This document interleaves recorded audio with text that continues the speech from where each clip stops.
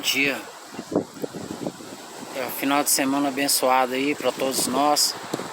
Domingo, Ilha da Madeira, Funchal.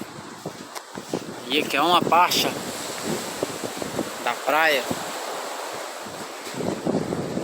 As praias aqui não são, né, na borda, não é de areia como em Lisboa ou em outros lugares. São de pedra, devido a ser uma ilha, né? Mas é um lugar muito top, lugarzinho muito bom para tomar um sol, para dar um mergulho, para curtir essa natureza linda aí, ó, que Deus nos proporciona a cada dia aí, ó. Mas hoje tá tranquilo, tá de boa, não tá tão agitado. E essa é uma outra parte da ilha aí, ó. Como vocês podem ver aí.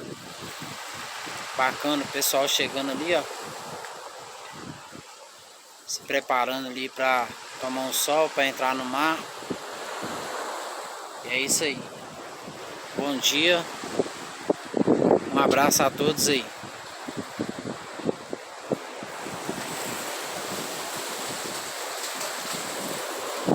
Wesley Mineiro, em Portugal.